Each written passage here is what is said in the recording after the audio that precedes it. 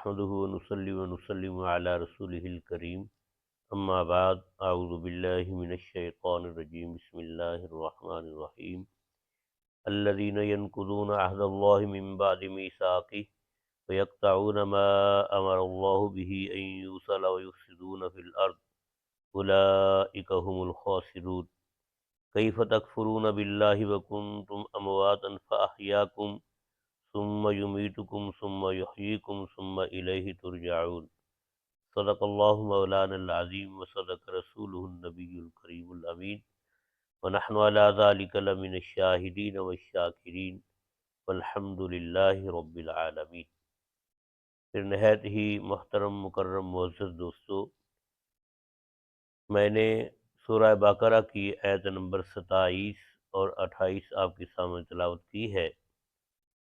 اللہ رب العزت نے پیچھے یہ ذکر فرمایا تھا کہ بعض فاسق قسم کے لوگ قرآن پاک کے ذریعے گمراہ ہوتے ہیں، جو قرآن پاک کے قریب نہیں آتے، قرآن پاک کو کلام الہی نہیں سمجھتے، اور قرآن پاک کو جو ہے اس نیت سے نہیں سنتے کہ یہ کلام الہی ہے۔ اللہ رب العزت نے فرمایا کہ وہ فاسق کون ہیں، ان کی صفات یا ان کا جو ہے ان کی نشان کیا ہے۔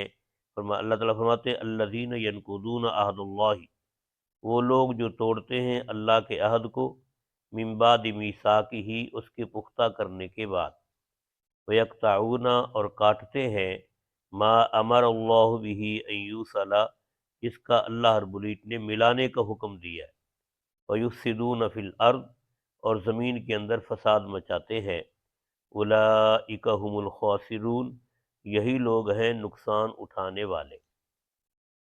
آیت نمبر 27 کا میں نے بھی ترجمہ کیا ہے۔ اللہ رب العزت نے اس کے اندر فرمایا کہ الذین ینقضون عہد اللہ، وہ لوگ جو اللہ کے عہد کو توڑتے ہیں۔ اللہ کا عہد کون سا ہے؟ وہ عہد جو اللہ رب العزت نے عالم ارواح کے اندر تمام انسانوں سے لیا تھا، پوری انسانیت سے، جب انسان روحوں کی شکل میں تھے، تو اللہ رب العزت نے سب سے یہ وعدہ لیا تھا، عہد لیا تھا کہ الست بربکم، کیا میں تمہارا رب نہیں ہوں؟ تو سب نے بیک زبان ہو کر یہ کہا تھا بلا، ہاں یا اللہ تو ہی ہمارا رب ہے۔ اب وہی جو وعدہ اللہ رب العزت نے عالم ارواح میں لیا تھا، دنیا میں ہم آ کر بھول گئے۔ اس وعدے کی یاد دہانی کے لیے اللہ رب العزت نے انبیاء کرام علیہم السلام کو دنیا کے اندر مبعوث فرمایا۔ تو اللہ رب العزت نے فرمایا کہ جو عہد وہاں کر کے آئے تھے سب انسان، دنیا میں آ کر انہوں نے اس عہد کو توڑ دیا۔ الذین ینقضون عہد اللہ، وہ لوگ جو توڑتے ہیں اللہ کے عہد کو، من بعد میثاقہ، اس کے پختہ کرنے کے بعد، ویقطعون، اور کاٹتے ہیں، ما امر اللہ بہ ان یوصل، جس کا اللہ نے ملانے کا حکم دیا ہے۔ تو اس سے مراد قطع رحم ہے کہ رشتہ داریوں کو کاٹنا، رشتہ داروں کے ساتھ اپنے تعلقات توڑنا۔ تو اللہ رب العزت فرما رہے ہیں کہ جو فاسق لوگ ہیں وہ اپنے تعلقات رشتہ داروں سے توڑتے ہیں۔ دوسرا، انبیاء کرام کی تعلیمات سے اپنے آپ کو توڑنا، نیک لوگوں کی صحبت سے اپنے آپ کو دور رکھنا، اللہ تعالیٰ کے احکامات کو توڑنا، یہ سب اس میں آئے گا کہ الذین ینقضون عہد اللہ، جو اللہ کے عہد کو توڑتے ہیں، من بعد میثاقہ، پختہ کرنے کے بعد، ویقطعون ما امر اللہ، اور کاٹتے ہیں اس کو جس کا اللہ نے حکم دیا۔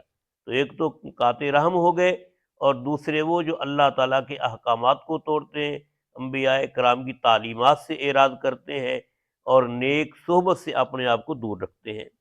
فرمایا وَيُفْسِدُونَ فِي الْأَرْضِ، اور زمین کے اندر فساد مچاتے ہیں۔